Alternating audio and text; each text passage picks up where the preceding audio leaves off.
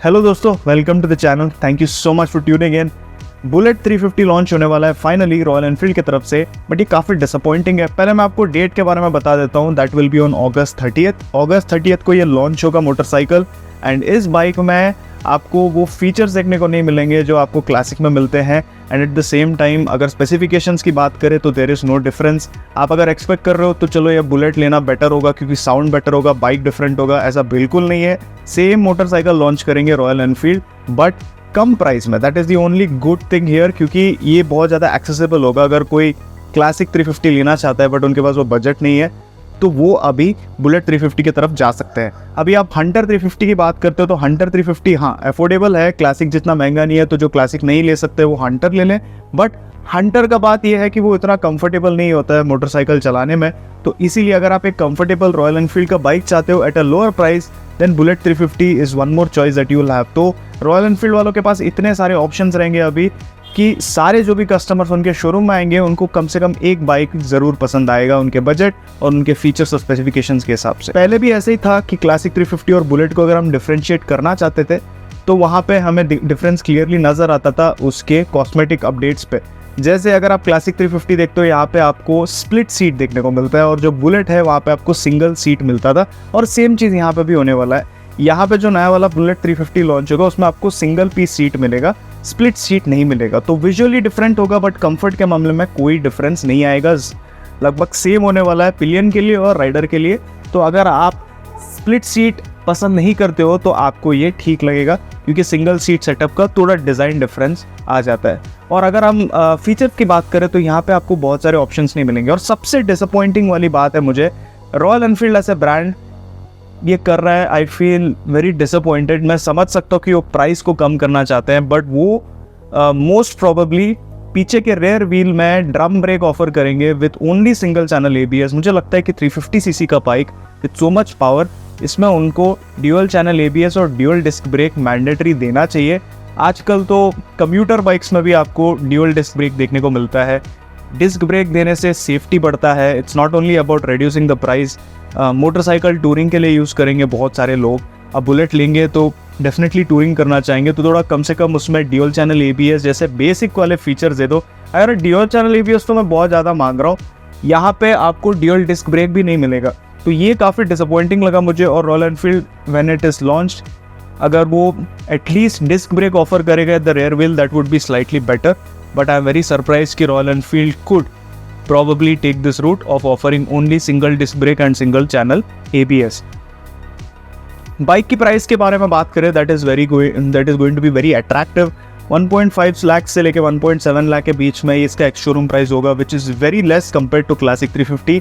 मैं जानता हूँ कि क्लासिक 350 काफ़ी ओवर प्राइस मोटरसाइकिल है, बट मुझे लगता है कि अगर आपको क्लासिक 350 लेना था और आप सोच रहे हो बुलेट के लिए वेट करेंगे, बिल्कुल ये गलती मत कीजिए। आप जाके क्लासिक ले ले क्योंकि क्लासिक में आपको बहुत सारे फीचर्स, अच्छे वाले सेफ्टी फीचर्स एंड एक मोर प्रीमियम ऑफरिंग देखने को मिलता है। Bullet will be affordable option, कोई डिफरेंस नहीं आएगा। क्लासिक लेना चाहते हो अभी जाके बुकिंग कर लो, कोई फ़ायदा नहीं है बुलेट के लिए वेट करके। मैं बहुत ज़्यादा फ्रैंकली बता रहा हूँ। So maybe it will not sit well with few people but I've always been this way, but this is the truth। don't wait for bullet, go for classic अगर आपके पास पैसा है तो। दोस्तों Triumph Speed 400 के बारे में आपको मुझे कुछ इंटरेस्टिंग सा अपडेट देना है। तो Triumph 400 का जब मैंने आपको फर्स्ट इम्प्रेशन वीडियो बनाया था वहाँ पे मैंने क्लियरली बताया था कि जब हम इनिशियल जो कॉस्ट होता है जब कम होता है, जब कंपनी बहुत ज़्यादा डिस्काउंट ऑफर करते हैं, बहुत कम प्राइस में बहुत सारे फीचर्स देते हैं, तो यूजुअली हम देखते हैं कि सर्विस कॉस्ट उन बाइक्स का बहुत हाई होता है। ये एग्जांपल मैंने बेनेली के बाइक में भी दिया था, जहाँ बेनेली का जो इनिशियल कॉस्ट होता है वो बहुत लो होता है और अच्छे प्राइस में आपको मिलता है, इवन डिस्काउंट भी वो देते हैं। बट जब आप सर्विस पे जाते हो आप सरप्राइज हो जाते हो क्योंकि उनका सर्विस कॉस्ट बहुत हाई रहता है। It's even more than Kawasaki. तो मुझे लगा कि ट्रायम्फ भी यही करेगा, बट मैंने एक वीडियो में आपको बताया था कि बजाज इस सेगमेंट को बहुत अच्छे से समझता है क्योंकि वो KTM भी लाया है इस सेगमेंट में और वो बहुत सारे सेल्स नंबर्स प्रोड्यूस किया है। तो मैंने सोचा कि ट्रायम्फ को वो संभाल लेगा क्योंकि मैंने पिछले वीडियो में भी यही बोला था एंड दैट इज़ ट्रू, क्योंकि आप सर्विस कॉस्ट को जानकर you will be very surprised. But उसके पहले एक क्वेश्चन मुझे हमेशा आता है कि अगर मैं ट्रायम्फ की बाइक लूंगा तो ये सर्विस कौन करेगा? ये आपको बजाज के सर्विस सेंटर पर नहीं जाना होगा, इसको सर्विस करने के लिए आपको ट्रायम्फ का ही सर्विस सेंटर पर जाना होगा, but this will be controlled by Bajaj and इसके बहुत सारे शोरूम्स खुलने वाले हैं, ये हमें बजाज प्रॉमिस करता है। प्रॉमिसेस वी डोंट नो कि क्या हो सकता है in the upcoming days, but हम वेट करके देखते हैं कि किस तरह का शोरूम्स वो खोलते हैं, सर्विस सेंटर्स और डीलरशिप नेटवर्क उनका कैसा होता है। बट ये ट्रायम्फ के नाम पे एक सर्विस सेंटर खुलेगा which will be heavily managed by Bajaj, and this is what is going to happen after you purchase this bike. So the best part is इसका जो सर्विस इंटरवल है, ठीक है, इंजन ऑयल जहाँ पे आपको चेंज करना होता है, दैट इज 16,000 किलोमीटर्स और 1 year which is very high. तो ये बहुत सरप्राइजिंग लगा मुझे, क्योंकि इतने लॉन्ग इंटरवल पे हमारे जो हॉट और ह्यूमिड कंडीशंस है, काफ़ी हार्श वेदर कंडीशंस होते हैं इंडिया में, और ऐसा नहीं है कि यहाँ सब जगह पे गर्मी है, बहुत सारे एरियाज है जहाँ पे इट इज़ वेरी कोल्ड। और ये जो बाइक खरीदते हैं लोग, वो डेफिनेटली लद्दाख जैसे जगह पे लेके जाना चाहेंगे, फिर the temperatures are very low और एल्टीट्यूड भी बहुत ज़्यादा होता है। तो यहाँ पे इतने सारे वेरिंग और हार्श कंडीशंस में इसका इंजन ऑयल कैसे सर्वाइव करेगा, और इतना लॉन्ग इंटरवल देने से क्या इंजन डैमेज हो सकता है। देखिए, आपको मैं बता देता हूँ कि you get unlimited kilometres warranty on this motorcycle. अगर कुछ हो भी जाता है, देन ट्रायम्फ एंड और Bajaj are responsible for giving you the solution to that problem. तो अगर 16,000 का वो इंटरवल बोल रहा है, देन डेफिनेटली हेवीली रिसर्च्ड है, उनको पता है कि दिस इज़ ओके। क्योंकि कभी कभी जब वो 16,000 किलोमीटर का जब सर्विस इंटरवल बताते हैं, यूजुअली हम क्या करते हैं, ओनर्स थोड़ा बहुत एक्सीड भी हो सकता है, कभी कभी बहुत सारे ओनर्स का एक्सीड हो जाता है, क्योंकि वो जब टूरिंग करते हैं। So even then I think that should not cause a problem as per Triumph and Bajaj, क्योंकि वो आपको इंजन ऑयल रिप्लेस करके दे देंगे, क्योंकि this is a big thing. क्योंकि जब इंजन ऑयल का इंटरवल इतना बहुत ज़्यादा होता है, तो वहाँ पे भी आपका सर्विस कॉस्ट बच जाता है। क्योंकि जैसे आप जानते हो, engine oil is one of the most important part, and एक ऐसा वो कंपोनेंट है जो आपके सर्विस का जो बिल है, वो फाइनल बिल को बढ़ा देता है। तो जब आप वो 16,000 किलोमीटर का इंटरवल देते हैं, then the service cost is going to be lower. In fact it can be even lower than Royal Enfield. अब ये क्लेम कर रहा है बजाज, अब इसका प्राइस वो बढ़ा भी सकता है। 16,000 किलोमीटर के बाद जो आप इंजन ऑयल चेंज करते हो, वो बढ़ा भी सकता है। बट मैं आपको ये अपडेट देना चाहता था कि ट्रायम्फ और बजाज ये स्टेप ले रहा है, एटलीस्ट कोशिश कर रहा है कि हमारा जो सर्विस कॉस्ट है वो भी कंट्रोल्ड होना चाहिए हमारे प्राइस के जैसे।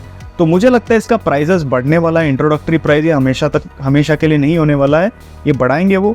बट अगर बढ़ाते हैं, हमें जान के बहुत अच्छा लग रहा है कि वो कोशिश कर रहा है प्राइसेस को कंट्रोल करने के लिए, both in the service department as well as the initial cost. अब कॉस्ट ऑफ ओनरशिप की बात करें, वी डोंट नो, कभी भी कोई भी क्लेम पे मत जाइए। अगर आपको कोई बताता है, जैसे कंपनी भी बता रहा है हम ये कर रहे हैं वो कर रहे हैं, लॉन्ग टर्म ओनरशिप के लिए वेट कीजिए अगर आपके पास टाइम है तो।